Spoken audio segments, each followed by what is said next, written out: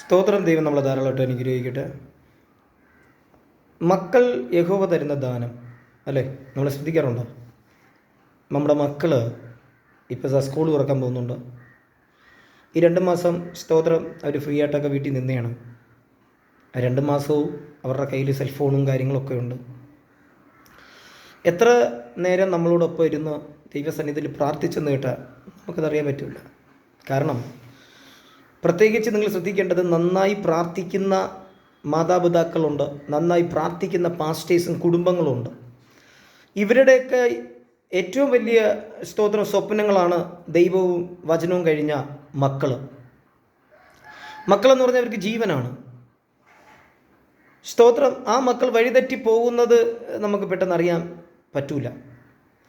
അവർ നമ്മളെ കൂടെ നിൽക്കുമ്പോൾ അവർ ആത്മീയരും സ്തോത്രം വലിയ പ്രാർത്ഥനക്കാരും വളരെ ജാളി മൈൻഡൊന്നും ഇല്ലാത്തവരാണ്. പക്ഷെ അവർ കോളേജിൽ പോകുമ്പോൾ, അവർ സ്കൂളിൽ പോകുമ്പോൾ സ്തോത്രം അവരുടെ കൂട്ടുകെട്ട്, കാരണം വീട്ടിനകത്ത് ഒരു ജയിലറയിൽ കഴിയും പോലെയാണ് മക്കൾ കഴിയുന്നതെന്നാണ് അവരുടെ സ്വയം ചിന്ത വരുന്നത്. അവർ കോളേജിൽ സ്കൂളിലൊക്കെ പോകുമ്പോൾ, പ്രത്യേകിച്ചും 18ഉം 20ഉം വയസ്സുമൊക്കെ പ്രായമുള്ള മക്കളുകൾ, അവർക്ക് പ്രത്യേക ശൈലി ലൈഫുണ്ട് എൻജോയ് ചെയ്യാനായിട്ട്. അത് തെറ്റെന്ന് ഞാൻ ഒരിക്കലും പറയില്ല. പക്ഷേ ഒന്ന് മനസ്സിലാക്കുക, വളർന്നു വരുന്ന തലമുറയെ സാത്താൻ വളരെ പ്ലാനും പദ്ധതിയോടും കൂടിയാണ് പിടിക്കുന്നത്. +2 ജയിച്ചു, ഒരു 21 വയസ്സാകുമ്പോൾ തന്നെ സ്കൂളിൽ പഠിക്കുന്ന ഏതോ ഒരു പയ്യനായിട്ട് പ്രേമമായി ദാവിനോട് അങ്ങ് പോയി. പക്ഷെ ഇവിടെ വരുന്ന ഒരു സംഭവം എന്ന് പറഞ്ഞാൽ, നമ്മുടെ മക്കളെ നമ്മുടെ പരിശുദ്ധാത്മാവിനാൽ ആഴങ്ങളിലേക്ക് പഠിപ്പിക്കാനോ, വചനത്തിന് അവരെ ഇരുത്തി സ്തോത്രം അവരെ ആഴങ്ങളിലേക്ക് സാത്താൻ്റെ തന്ത്രങ്ങളെക്കുറിച്ച് പറഞ്ഞു കൊടുക്കാനോ നമ്മുടെ മാതാപിതാക്കൾക്ക് ഇന്ന് സമയമില്ല.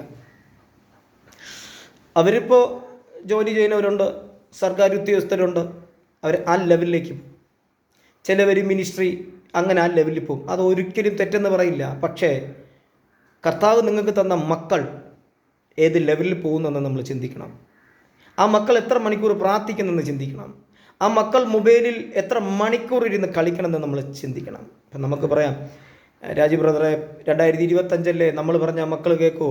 കേൾക്കൂല. അതുകൊണ്ടല്ലേ യേശു പറഞ്ഞേ, നിങ്ങൾ എന്നെ ചൊല്ലി കരയരുത്, നിങ്ങളുടെ മക്കളെ ചൊല്ലിക്കരാ. ഇന്ന് അനേക പ്രാർത്ഥനാ വീരന്മാരുണ്ട്, നന്നായി പ്രാർത്ഥിക്കുന്ന പാസ്റ്റേഴ്സ് ഉണ്ട്. അവരുടെ രഹസ്യമായ ജീവിതത്തിൽ മക്കളെ ചൊല്ലി ഒരുപാട് വേദനിക്കുന്നുണ്ട്. കർത്താവേ, അങ്ങ് തന്നു, മക്കളില്ലാത്ത സമയത്ത് അങ്ങ് മക്കളെ തന്നു. സ്തോത്രം. അവനെ ഞാൻ ഇന്നതാക്കാമെന്ന് ദൈവസന്നിധിയിൽ നേർന്നു പ്രാർത്ഥിച്ചു. ഇപ്പം അവൻ വഴിതെറ്റിപ്പോയി. ആ വഴിതെറ്റിപ്പോകുന്ന മക്കൾ എന്ത് കാരണത്താലാണ് വഴിതെറ്റിപ്പോകുന്നതെന്ന് നമ്മൾ അമ്മമാരോ അപ്പനോ ചോദിക്കാറില്ല. കാരണം നമ്മൾ പഠിച്ചു വന്ന വചനവും പ്രാർത്ഥനയൊക്കെ കൊണ്ട് അടിച്ചേൽപ്പിക്കുകയാണ് ചെയ്യണം മക്കളെ. ഇങ്ങനെ പ്രാർത്ഥിക്കണം, ഇങ്ങനെ ഇരിക്കണം, അവർ പ്രാർത്ഥിച്ചില്ലെങ്കിൽ അവർക്ക് ചോറും വെള്ളമൊന്നും കൊടുക്കരുത്, ഞങ്ങൾ ഇങ്ങനെയാണ് വളർന്ന് എന്ന ഒരു സ്വന്തം ജീവിതത്തിൽ അനുഭവിച്ച വേദന മക്കളെ തലമണ്ട ഇടുന്നുണ്ട്. ഇപ്പോഴത്തെ തലമുറയ്ക്ക് ലെവൽ വേറെയാണ്. സ്തോത്രം. ഹല്ലേലൂയ. അതുകൊണ്ടാണ് പറയണത്, മക്കൾക്ക് വേണ്ടി കരഞ്ഞു പ്രാർത്ഥിച്ച ഒരു ഹന്നെ നമുക്ക് പരിചയമുണ്ട്. അവർ വ്യസനത്തോടു കൂടി ദൈവസന്നിധിയിൽ പ്രാർത്ഥിച്ചപ്പോൾ അവർ പറഞ്ഞൊരു പദം, അന്നേ അവരങ്ങനെയാണ് സംസാരിക്കുന്നത്, ഈ കുഞ്ഞ് ഞാൻ യഹോവയ്ക്ക് നേർന്നിരിക്കുന്നു. ശമൂവേൽ. ആ ശമൂവേലിനെ വളർത്തിയ അമ്മയെ, ആ ശമൂവേലിനെ വളർത്തി വന്ന വാക്കുകൾ, വചനങ്ങളൊക്കെ അവന് ദൈവത്തിനോടൊപ്പം സ്തോത്രം ഇരിക്കാൻ, തങ്ങാൻ, ഒറ്റയ്ക്ക് ജീവിക്കാൻ പ്രേരണ കൊടുത്തു. ഇപ്പോൾ ഞാനും ഒരു ബോർഡിങ്ങിൽ നിന്ന് ഒരുത്തനാണ്. അമ്മ കൊണ്ടാക്കി 1.5 മാസം കണ്ടാൽ കഴിഞ്ഞില്ല, ഞാൻ ബോർഡിങ്ങിൽ നിന്ന് ചാടി നേരെ എൻ്റെ വീട്ടിൽ വന്നു. അതോടുകൂടി ജീവിതവും പോയി. യേശുവിനെ അറിഞ്ഞതിന് ശേഷമാണ് സ്തോത്രം ഇപ്പോൾ ഒരു പാസ്റ്ററെങ്കിലും ആയി. സ്തോത്രം. ഹല്ലേലൂയ.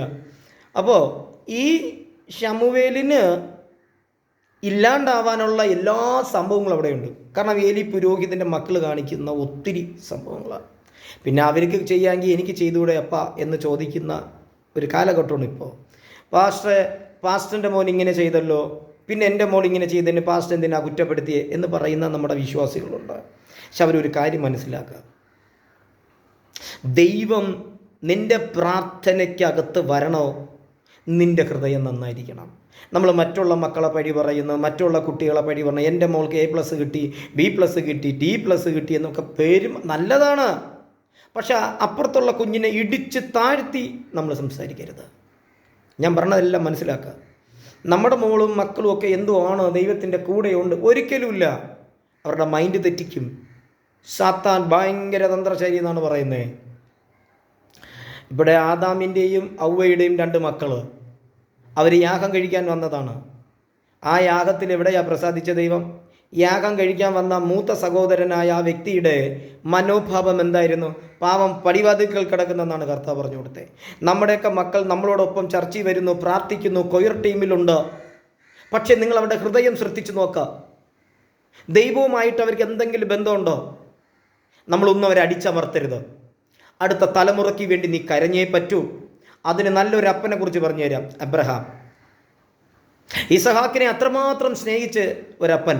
പക്ഷെ കർത്താവ് പറഞ്ഞു, നീ സ്നേഹിക്കുന്ന നിൻ്റെ മകനായ ഇസഹാക്കിനെ എനിക്ക് യാഗം കഴിക്കാൻ പറഞ്ഞു. ഒന്ന്, സാറ അറിഞ്ഞില്ല. സാറയോട് സംസാരിക്കണം. സ്തോത്രം. സാറ ഒരു വിധത്തിലും അനുവദിക്കില്ല. അല്ലെങ്കിൽ ഈ ഇസഹാക്ക് അമ്മയോട് സംസാരിക്കണം. ഇസഹാക്കും സംസാരിച്ചിട്ടില്ല. അപ്പൻ്റെ വാക്ക് കേട്ട് അനുസരണയുള്ളൊരു മകനായി തന്നോടൊപ്പം പോയി ആ മലയിൽ ചെന്ന് കയറുമ്പോഴേ ചോദിക്കണം, അപ്പാ തീയുണ്ട്, വിറകുണ്ട്, യാഗവസ്തു എവിടെ? മക്കളെ, അത് യഹോവ കരുതിക്കൊള്ളും. ഹലോ, ഒരു ഹൃദയത്തിൻ്റെ വേദനയ്ക്കകത്ത് നിന്ന് ഒരു വ്യക്തി പറഞ്ഞ വാക്ക്, അത് യഹോവ കരുതിക്കൊള്ളും മക്കളെ. അവനെ കൈകെട്ടി നമുക്കിതൊക്കെ അറിയാം. ആ ഇസഹാക്ക് ഒരു വാക്ക്, കൈ തട്ടി, നിങ്ങൾ എന്ത് കാണിക്കണത്? എന്നെ കൊന്നിട്ടാണ് നിങ്ങളിത് ദൈവത്തിന് പ്രസാദമുള്ളത് ചെയ്യാൻ പോകുന്നത്? എന്തുകൊണ്ട് നിങ്ങൾ ഇസ്മായിലിൻ്റെ കൈയും ഇതുപോലെ കെട്ടാത്തത് എന്ന് ചോദിച്ചാൽ ഇല്ല. എന്ത് കാരണം? അപ്പൻ്റെ പ്രാർത്ഥന, മക്കൾക്ക് വേണ്ടിയുള്ള കണ്ണുനീരോടുള്ള പ്രാർത്ഥന. കാരണം 25 വർഷം കാത്തിരിക്കേണ്ടി വന്ന. സ്തോത്രം. ഹലോ, ഇനി ഇതിൽ കൂടി നിങ്ങൾ ശ്രദ്ധിച്ച് കേൾക്കുക. മക്കൾക്ക് വേണ്ടി കരയേ, അയൽവക്കത്തുള്ള മക്കൾക്ക് വേണ്ടി കരയേ, സഭയിലുള്ള മക്കൾക്ക് വേണ്ടി കരയേ. എന്താ കാരണം? അടുത്ത ജനറേഷൻ കർത്താവിനുള്ളതാണ്. ആമേൻ. ശമൂവേലിന് വേണമെങ്കിൽ ആ എലി പുരോഹിതൻ്റെ മക്കളോടൊപ്പം ചേരാം. അവർ ചെയ്യുന്ന കംപ്ലീറ്റ് അഴിമതിയും താൻ കണ്ടുകൊണ്ടിരിക്കുകയാണ്. അതിലൊന്നും താൻ വീണില്ല. എന്ത് കാരണം എന്ന് പറയുമ്പോൾ, അമ്മ പഠിപ്പിച്ചത്. മക്കളെ, ദൈവം നിന്നെ പ്രവാചകനാക്കാൻ, ദൈവം നിന്നെ വലിയ ആളാക്കാൻ, ദൈവത്തിന് വേണ്ടി നീ ഇത് പറഞ്ഞ് അവൻ്റെ ഹൃദയത്തിനകത്ത് അത് പതിഞ്ഞപ്പോൾ സാത്താൻ്റെ ഒരു തന്ത്രവും ശമൂവേലിൻ്റെ നേരെ വരാൻ പറ്റിയില്ല. നമ്മുടെ മക്കളെ വചനം പഠിപ്പിക്കുക. ചർച്ചിൽ വന്നോ, അവർ കൊയർ ടീമിൽ കയറിയോ, സൺഡേ ക്ലാസ്സിന് ഇരുന്നോ, അവരുടെ അടുത്ത് പറ, മക്കളെ പൂർണ്ണ ഹൃദയത്തോടെ ഈ മക്കളെ അടിച്ചേൽപ്പിക്കരുത്. സ്തോത്രം.